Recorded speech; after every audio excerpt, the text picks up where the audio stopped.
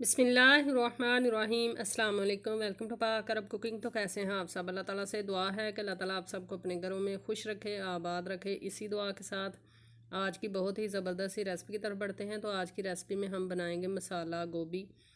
फूल गोभी है, इसको हम बहुत ही मज़ेदार सा बनाएंगे। बनाना भी बहुत ही ईजी है और बहुत ही टेस्टी ये बनती है बग़ैर आलू के। इंशाल्लाह गोभी की भुर्जी जो है वो इंशाल्लाह हम तैयार करेंगे। तो चलिए बिस्मिल्लाह करते हैं और ये मज़ेदार सी आसान सी रेसिपी बनाना शुरू करते हैं। तो रेसिपी बनाने के लिए सबसे पहले हमने कढ़ाई जो है वो रख ली है चूल्हे के ऊपर। फ्लेम नीचे से मीडियम है। मीडियम फ्लेम के अंदर हम ऐड करेंगे आधा cup cooking oil. Cooking oil जैसे ही गर्म हो जाएगा इसके अंदर हम ऐड करेंगे अदरक और लहसुन का पेस्ट, तकरीबन 2 खाने के चम्मच। अदरक और लहसुन के पेस्ट को अच्छे से हम फ्राई कर लेंगे। इसको हमने तकरीबन 4 से 5 मिनट तक फ्राई करना है ताकि इसकी स्मेल भी ख़त्म हो जाए और इसके अंदर जो कच्चापन होता है वो भी ख़त्म हो जाए, ताकि रेसिपी के अंदर से इसकी स्मेल ना आए। तो तकरीबन 4 से 5 मिनट तक अदरक और लहसुन के पेस्ट को हमने कर लिया है फ्राई। अब इसके अंदर हम ऐड करेंगे प्याज, टमाटर और सब्ज़ मिर्चें। तीनों चीज़ों को हमने चॉपर के अंदर ऐड करके बारीक चॉप कर लिया है। 3 अदद मैंने प्याज लिए और 2 बड़े साइज़ के टमाटर और 6 से 7 सब्ज़ मिर्चें। तमाम चीज़ों को हमने अच्छे से चॉप करके एक पेस्ट की शक्ल हमने बना ली है। ये ऐड करेंगे और इसको भी अदरक और लहसुन के साथ अच्छे से भून लेंगे। चैनल पर फर्स्ट टाइम है तो काइंडली पाक अरब कुकिंग चैनल को सब्सक्राइब करें। साथ में जो बेल का आइकन है उसे लाजमी प्रेस करें ताकि आने वाली हर नई रेसिपी का नोटिफिकेशन आपको बर वक्त मिल सके। इसके अलावा रेसिपी से मुतल्लिक़ कोई भी सवाल हो तो ज़रूर किया करें।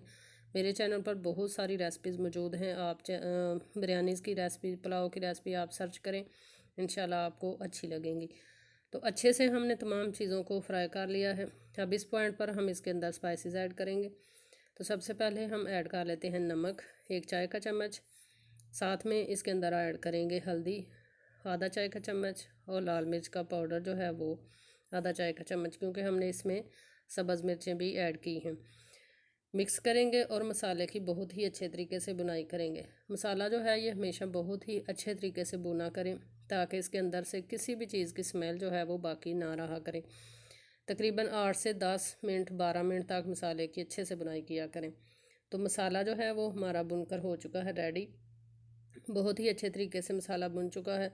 अब इस पॉइंट पर इसके अंदर हम ऐड करेंगे गोभी। गोभी जो है आम रूटीन में जब आलू के साथ बनाई जाती है तो थोड़ी मोटी मोटी काटी जाती है, लेकिन हमने चूँकि गोभी की भुर्जी बनानी है इसलिए हमने बिल्कुल बारीक इसको काट लिया है। मसाले के अंदर ऐड करेंगे और अच्छे से मिक्स कर लेंगे। मिक्स कर लेने के बाद इसको 3 से 4 मिनट तक भून लेंगे। तो 3 से 4 मिनट तक हमने मसाले के साथ गोभी को भी भून लिया है। अब इस पॉइंट पर इसके अंदर हम ऐड करेंगे 1 कप पानी। इसके अंदर ज़्यादा पानी ऐड करने की ज़रूरत नहीं है, क्योंकि पानी ऐड करने के बाद हम इसको दम पे कुक करेंगे, ये अच्छे से सॉफ्ट हो जाएगी और बहुत ही मज़ेदार। यकीन करें अगर आप ब्रेकफास्ट के लिए बना रहे हों तो बहुत ही टेस्टी बनती है। आप पराठे के साथ इसको खाएं या आप रोटी के साथ खाएं, बहुत ही मज़ेदार बनती है। तो पानी हमने ऐड कर लिया है 1 कप। इसको मिक्स करेंगे और इसको ढक कर तकरीबन हम 15 से 20 मिनट तक बिल्कुल लो फ्लेम पे इसको कुक कर लेंगे ताकि ये अच्छे से सॉफ्ट हो जाए और मसाला जो है वो इसके अंदर अच्छे से जज़ब हो जाए। तो तकरीबन 15 से 17 मिनट तक हमने इसको दम लगाकर कुक कर लिया है। गोभी अच्छे से सॉफ्ट हो चुकी है और पानी अभी इसके अंदर थोड़ा सा बाकी है। अब इसके अंदर हम सब्ज़ धनिया ऐड कर लेते हैं और फ्लेम नीचे से तेज़ कर लेते हैं।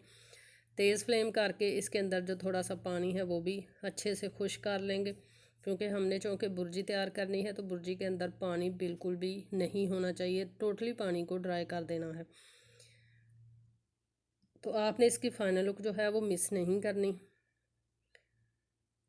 तो सारा पानी गोभी से ड्राई हो चुका है, गोभी की भुर्जी बनकर हो चुकी है रेडी। आप देखें कि ये देखने में ही कितनी ही ज़बरदस्त लग रही है और खाने में उतनी ही ज़्यादा मज़ेदार बनी थी पराठों के साथ, बहुत ही टेस्टी।